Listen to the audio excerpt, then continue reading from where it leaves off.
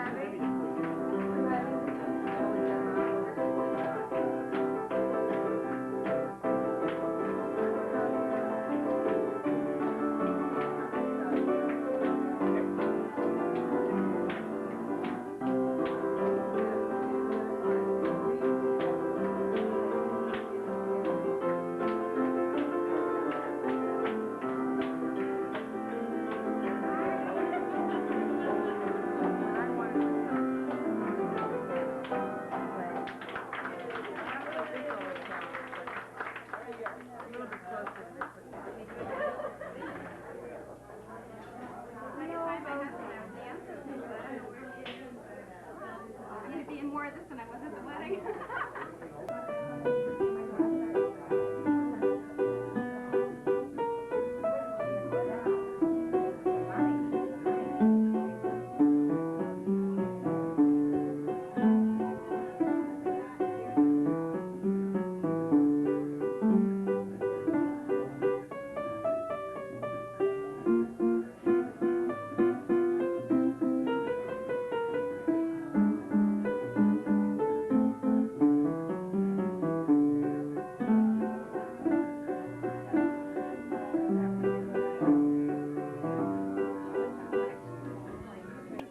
Anniversary, Richie, and hi. I'm glad I could be here, and Al sends his best and his love. And Ronnie's too busy behind the camera, but I'll speak for him, wishing you and hi many, many more happy, healthy anniversaries.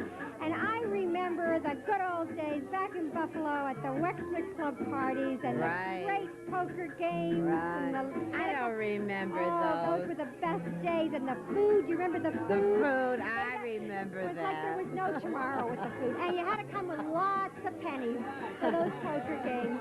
They were really great days. Anyway, many happy returns, Hi and Richie. One more thing. What are we going to do with high $6? That's right. Say it. You say it. Oh, no, you say it. No, you say it. Talk. Well, I just want to say this is really very exciting for me, too, and I'm getting a lot of surprises tonight, too. And I'm very happy that everybody came, and everybody's having a wonderful time, and everything is just terrific tonight. Go on, how are you? And happy anniversary, Mom and Dad. Nani and Papa, I hope you have a whole many anniversaries, a whole bunch of anniversaries more, and happy anniversary. Go. Oh, okay. We're so. Is that what you mean by go? That was take 2. Oh. How about a take 3? Take 3. Mwah. Okay, we're using up the tape, but this is a very special night because we have the opportunity to wish our parents a extremely happy anniversary, the first of many such parties that we hope to throw for them. And it's a good thing that Richie baked as much as she did.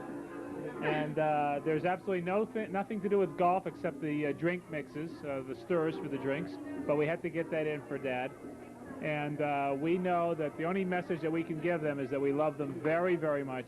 And that we hope that we can do this again on their 50th, their 60th, their 70th, their 80th, and maybe their 90th wedding anniversary. And their 45th. And their 45th, too. And we're delighted to have everybody in our home, and we hope they're having as good a time as we've had planning for this. Mindy and I said before what a wonderful time we're having and how wonderful everything is and that everyone's having a great time, and that's it. And I'm lucky to have a beautiful wife from beautiful parents. Thank you to my husband for helping me do this. And that's it. And read it. Oh, from chocolate. That's Crown Chocolatier. Crown Chocolatier, November 23rd, 1980. I am Richie Wexler. $1 million. $1 $1,000,000. Happy Richie Florence. Happy 40th.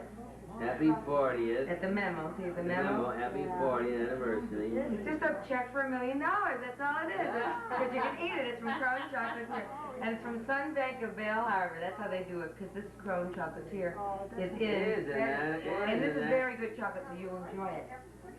Chocolate, November 23rd, 1985. Paid to the order of I am Richie Wexler, $1 million. Happy 40th anniversary from Florence, Janet, and Barry. And Al. And Al. I want to thank you very, very much. Mazel tov, Hi and Richie, on your 40th anniversary. Hi, I'd like to start with you, and I'm going to ask you a few questions. I want you to tell me what you can remember about your grandmother and grandfather. Tell me their names and what you remember most about each one. My grandmother and my grandfather. Tell me their names and whose side it was, your father's side or your mother's My side. grandfather was on my mother's side, and my grandmother, I remember. What was her name? I can't remember. I'm ashamed if I can't remember. What do you remember most about her? My grandmother, oh yeah, on my father's side was very, very jolly. A very jolly person. My grandfather, on my mother's side, I remember he was a very stately person, and I think he passed away in something close to 90. He had a nice long beard, and I believe my brother Abe was named after him, if I'm correct. Now tell me about your mother and father. Tell me their names and what you remember most about each one of them. All right. My mother was Rose, which was a very good-natured person. If some of the family didn't like one dish, she made another. My father had one pleasure. His biggest pleasure was to go in the bathroom, a cigarette on each ear, and smoke a cigarette. His favorite cigarette was Camel. We could knock the door down. He wouldn't open it up. That was one of his biggest pleasures. And I remember one year I went with him to Dunkirk, and he sold dry goods. You know, that was one of his things there. And I think till this day, people still owe him money from Dunkirk. He never collected. Tell me about your grandparents. Tell me their names and what you remember most about each one of them. Unfortunately, I never knew either one of my grandfather, my grandmother, or my grandfather from either side, my father's side and my mother's side. But I know the name was Richie, who I'm named after. Delicious. And it was Dorothy, and Itche. And What was your father's name? My father's name was Nathan. Nathan. Tell me And about my your mother's parents. name was Mary. And you want to know something about my mother? Yes. She was beautiful. She was blonde with blue eyes. She was full busted, but she had no hips, gorgeous legs. And she was a real, real great lady. And my father, of course, I hardly remember him because he was only 49 when he died. But from the little I remember of him and his pictures, he was gorgeous. He was a very handsome, very, very handsome man. Now I want you to tell me the story on how you two met.